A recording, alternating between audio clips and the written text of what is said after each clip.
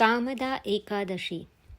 યુધિષ્ઠિરે ભગવાન શ્રી કૃષ્ણને કહ્યું કે હે વાસુદેવ, તમને નમસ્કાર છે. હે જગદીશ્વર, હવે કૃપા કરી અને મને જણાવો કે ચૈત્ર માસમાં શુક્લ પક્ષમાં કઈ એકાદશી આવે છે, તેનું નામ શું છે, તે મને વિસ્તૃત રૂપે જણાવો. ભગવાન શ્રી કૃષ્ણએ બોલ્યા, હે રાજન, એકાગ્રચિત થઈ અને આ પ્રાચીન કથા સાંભળો કે જેને રાજા દિલીપના પૂછવાથી વશિષ્ઠે કહી હતી. એકવાર રાજા દિલીપે મહર્ષિ વશિષ્ઠને પૂછ્યું કે હે મુનિ શ્રેષ્ઠ, હું એ સાંભળવા ઈચ્છું છું કે ચૈત્ર માસમાં શુક્લ પક્ષમાં કઈ એકાદશી આવે છે, તેનું નામ શું છે, તેની કથા મને સંભળાવો. મુનિ વશિષ્ઠ બોલ્યા, હે રાજન, ચૈત્ર માસના શુક્લ પક્ષમાં કામદા નામની એકાદશી આવે છે. તે પરમ પુણ્યમયી છે. જેમ અગ્નિ સમસ્ત જંગલને બાળી નાખે છે, તેમાં એકાદશી સમગ્ર પાપોને બાળી નાખે છે. એ એકાદશીના ઉપવાસના પુણ્યથી મનુષ્ય નિકૃષ્ટ યોનિમાંથી મુક્ત થઈ જાય છે અને સ્વર્ગને પ્રાપ્ત કરે છે. હવે તેની કથા સાંભળો. પ્રાચીન કાળની વાત છે. નાગપુર નામનું એક સુંદર સમૃદ્ધ નગર હતું કે જ્યાં સોનાના મહેલો બનેલા હતા. એ નગરમાં પુંડરીક વગેરે મહાભયંકર ઝેરીલા નાગ જાતિના લોકો રહેતા હતા. પુંડરીક નામનો અતિ ભયંકર ઝેરીલો રાજા એ દિવસોમાં ત્યાં રાજ્ય કરતો હતો. ગંધર્વ, કિન્નર, અપ્સરાઓ પણ તે નગરમાં વાસ કરતી હતી. ત્યાં એક શ્રેષ્ઠ અપ્સરા હતી કે જેનું નામ લલિતા હતું. તેની સાથે લલિત નામનો ગંધર્વ પણ હતો.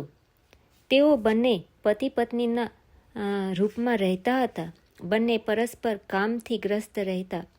લલિતાના હૃદયમાં સદાય પતિની મૂર્તિ વસેલી રહેતી અને લલિતના દિલમાં સુંદરી લલિતાનો જ નિત્ય નિવાસ રહેતો હતો. એક દિવસની વાત છે. નાગરાજ પુંડરીક અને નાગશ્રેષ્ઠ કરકોટ રાજ્યસભામાં બેસી અને મનોરંજન માણી રહ્યા હતા. તે વખતે લલિત ગીત ગાઈ રહ્યો હતો, પરંતુ અત્યારે તે એકલો હતો. તેની સાથે એની વહાલી પત્ની લલિતા નહોતી. ગાતા ગાતા એને લલિતાનું સ્મરણ થઈ આવતું અને તે બેચેન થઈ જતો. આથી એના ગીતની ગતિ રોકાઈ જતી અને જીભ થૂથડાવા લાગતી. નાગ જાતિના નાગશ્રેષ્ઠ કરકોટકને લલિતના મનના ચાલતા સંતાપની જાણ થઈ ગઈ. આથી એણે રાજા પુંડરીકને એના પગની ગતિ રોકાઈ જવાની અને ગાવામાં અશુદ્ધિ હોવાની વાત જણાવી. કરકોટકની વાત સાંભળી અને નાગરાજ પુંડરીકની આંખો ક્રોધથી લાલ થઈ ગઈ. એણે ગીત ગાતા કામાતુર લલિતને શ્રાપ આપ્યો. હે દૃષ્ટ, તું મારી સમક્ષ ગાતી વખતે પણ પત્નીને વશીભૂત થઈ ગયો. માટે પુરુષાદિનું ભક્ષણ કરનાર રાક્ષસ બની જા. મહારાજ પુંડરીકના શ્રાપથી તે ગંધર્વ તત્ક્ષણ ભયંકર મુખ, વિકરાળ આંખવાળો, લાંબી ભુજાઓવાળો, 8 યોજન ઊંચો અને જોવા માત્રથી ભય ઉત્પન્ન થઈ જાય એવો રૂપવાળો રાક્ષસ બની અને કર્મનું ફળ ભોગવવા લાગ્યો. લલિતા પોતાના પતિની વિકરાળ આકૃતિ જોઈ અને મનમાં ઘણી ચિંતિત થઈ ગઈ. ઘણા જ દુઃખથી એ કષ્ટ પામવા લાગી. શું કરું, ક્યાં જાઉં? મારા પતિને શ્રાપથી કષ્ટ પામી રહ્યા છે, તેને કેવી રીતે તેમાંથી મુક્તિ મળશે? આમ વિચારતા તે રડતી રડતી ઘોર જંગલમાં પતિની પાછળ ફરવા લાગી. આ રીતે ફરતા ફરતા તે વિંધ્યાચળ પર્વત પર આવી પહોંચી. તે વનમાં એક સુંદર આશ્રમ દેખાયો કે જ્યાં એક મુનિ શાંત બેઠા હતા.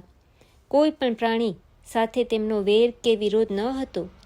લલિતા તરત ત્યાં ગઈ અને મુનિને પ્રણામ કરી અને એમની સમક્ષ ઊભી રહી. મુનિ ઘણા દયાળુ હતા. એ દુઃખી નારીને જોઈ તે બોલ્યા કે હે કન્યા, તું કોણ છે, ક્યાંથી આવે છે? જે કોઈ હોય તે મને સત્ય જણાવ. લલિતાએ કહ્યું, હે મહામુનિ, વીરધન્વા નામના એક ગંધર્વ છે. હું એ જ મહાત્માની પુત્રી છું. મારું નામ લલિતા છે. મારા પતિ નાગરાજ પુંડરીકના શ્રાપથી ભયંકર અને વિકરાળ રાક્ષસ બની ગયા છે. એમની આ અવસ્થા જોઈ મને અત્યંત દુઃખ થાય છે. મારા હૃદયમાં જરાય શાંતિ નથી. મહારાજ, અત્યારે મારું કર્તવ્ય તેમને રાક્ષસ યોનિમાંથી મુક્તિ અપાવવાનું છે. માટે હે વિપ્રવર, મને કોઈ એવો ઉપાય બતાવો, કોઈ સાધન બતાવો કે જેથી જેના પુણ્ય દ્વારા મારા પતિ રાક્ષસ યોનિમાંથી મુક્તિ મેળવે. ઋષિ બોલ્યા કે હે ભદ્રે, ચૈત્ર માસની શુક્લ પક્ષની કામદા નામની એકાદશી તિથિ છે કે જે બધા જ પાપોનું હરણ કરનારી અને ઉત્તમ છે. તું એનું જ વિધિપૂર્વક વ્રત કર અને આ વ્રતનું જે પુણ્ય મળે તે તારા પતિને અર્પણ કર. પુણ્ય અર્પણ કરવાથી ક્ષણભરમાં જ તેને શ્રાપના દોષ દૂર થઈ જશે. હે રાજન, મુનિના આ વચનો સાંભળી અને લલિતાએ ઘણો આનંદ થયો. એણે કામદા એકાદશીના દિવસે ઉપવાસ કર્યો, રાત્રિનું જાગરણ કર્યું. બારસના દિવસે એણે બ્રહ્મ ઋષિઓને સમક્ષ તથા ભગવાન વાસુદેવની વિગ્રહ આગળ પોતાના પતિના ઉદ્ધાર માટે આમ કર્યું. મેં જે કામદા એકાદશીનો ઉપવાસ અને વ્રત કરેલું એના પુણ્યના પ્રભાવે મારા પતિનો રાક્ષસ ભાવ દૂર થાય. વશિષ્ઠજી કહે છે, હે રાજન, લલિતાના આમ કહેવા માત્રથી જ ક્ષણે લલિતના પાપો દૂર થઈ ગયા. એણે દિવ્ય દેહ ધારણ કરી લીધો, એનો રાક્ષસ ભાવ દૂર થઈ ગયો અને ફરીથી ગંધર્વત્વને પ્રાપ્તિ કરી.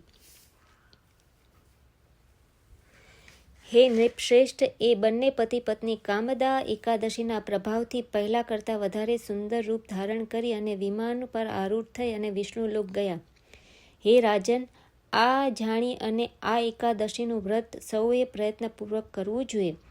મેં લોકોના હિત માટે તમારી સમક્ષ આ વ્રતનું વર્ણન કર્યું છે. ભગવાન શ્રી કૃષ્ણએ કહ્યું, હે યુધિષ્ઠિર, આ કામદા એકાદશી બ્રહ્મ હત્યા જેવા પાપોનું નિવારણ કરનારી, પિશાચપણાનો વિનાશ કરનારી, ત્રણેય લોકોમાં એનાથી ઉત્તમ કોઈ વ્રત નથી. એના આ મહાત્માને વાંચવાથી અને સાંભળવાથી વાજપેયી મહાયજ્ઞનું ફળ પ્રાપ્ત થાય છે. જય દ્વારકાધીશ.